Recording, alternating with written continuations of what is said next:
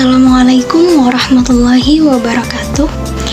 Perkenalkan, nama saya Kamaliah Putri, mahasiswi Prodi Hukum Universitas Nurul Jadid, Python Probolinggo. Pada kesempatan kali ini, saya akan menjelaskan tentang peraturan perundang-undangan terkait lingkungan hidup, yang merupakan tugas dari mata kuliah Hukum Lingkungan Hidup, yang diampu oleh Bapak Haji Temi Wijaya, SE.MH. Berikut penjelasan tentang peraturan perundang-undangan terkait lingkungan hidup. Dalam pasal 1 angka 1 Undang-Undang Nomor 32 Tahun 2009 tentang perlindungan dan pengelolaan lingkungan hidup menyebutkan bahwa lingkungan hidup adalah kesatuan ruang dengan semua benda, daya, keadaan, dan makhluk hidup termasuk manusia dan perilakunya yang mempengaruhi alam itu sendiri. Kelangsungan kehidupan dan kesejahteraan manusia serta makhluk hidup lain. Dalam definisi tersebut menempatkan manusia dalam posisi yang sangat sentral dan merupakan bagian yang sangat penting dalam lingkungan itu. Manusia dan perilakunya itulah yang akan mempengaruhi kelangsungan kehidupan dan kesejahteraan manusia dan makhluk hidup lainnya. Pernyataan tersebut menunjukkan bahwa manusia harus dapat melindungi dan mengelola lingkungan hidup agar tetap lestari. Untuk mengelola lingkungan hidup, pemerintah mengeluarkan Undang-Undang Nomor 32 Tahun 2009 tentang perlindungan dan pengelolaan lingkungan hidup yang mencakup perangkaian kegiatan pengelolaan lingkungan hidup dari perencanaan, pemanfaatan, pengendalian, pemeliharaan, pengawasan, dan penegakan hukum. Undang-Undang Nomor 32 Tahun 2009 tentang perlindungan dan pengelolaan lingkungan hidup adalah jaminan kepastian hukum yang memberikan perlindungan terhadap hak setiap orang untuk mendapatkan lingkungan hidup yang baik dan sehat sebagai bagian dari perlindungan terhadap keseluruhan ekosistem.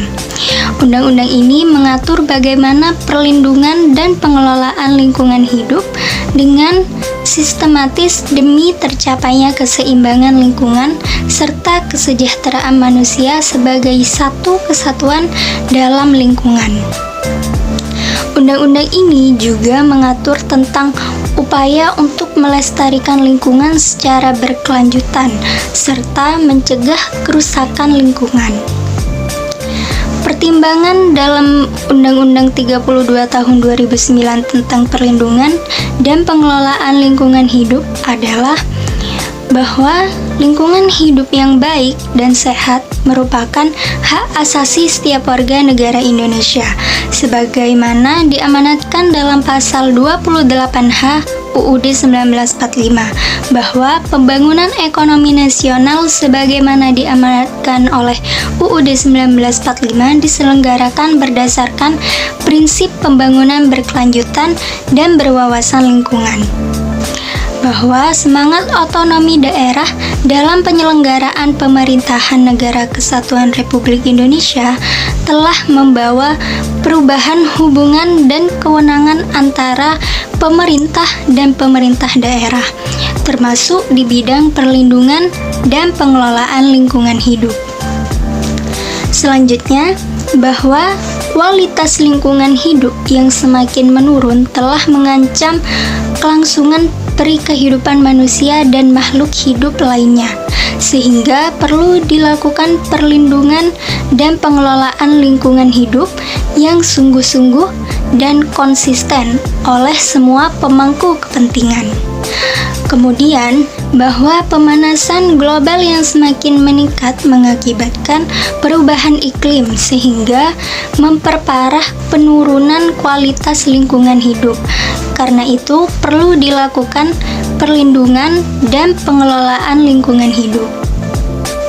Agar lebih menjamin kepastian hukum dan memberikan merupakan perlindungan terhadap hak setiap orang untuk mendapatkan lingkungan hidup yang baik dan sehat sebagai bagian dari perlindungan terhadap keseluruhan ekosistem. Perlu dilakukan pembaruan terhadap Undang-Undang Nomor 23 Tahun 1997 tentang pengelolaan lingkungan hidup. Dan berdasarkan pertimbangan-pertimbangan tadi, perlu membentuk undang-undang tentang perlindungan dan pengelolaan lingkungan hidup.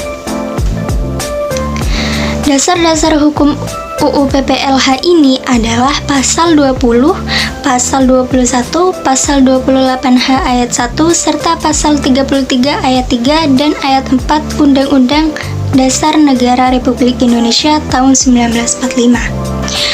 UU Nomor 32 Tahun 2009 tentang perlindungan dan pengelolaan lingkungan hidup ini memiliki beberapa jenis instrumen hukum dalam penegakan hukum lingkungan. Penegakan hukum melalui instrumen-instrumen hukum ini merupakan upaya represif yang perlu dilakukan secara efektif, konsekuen, dan konsisten terhadap pelaku pencemaran dan kerusakan lingkungan hidup. Jenis-jenis penegakan instrumen tersebut antara lain: 1. Sanksi administrasi. Sanksi administrasi bersifat mengawasi dan melakukan tindakan pencegahan pelanggaran hukum lingkungan. Sanksi administrasi terdiri atas teguran tertulis, paksaan pemerintah, pembekuan izin lingkungan, dan pencabutan izin lingkungan. Yang kedua, penyelesaian sengketa lingkungan di luar pengadilan.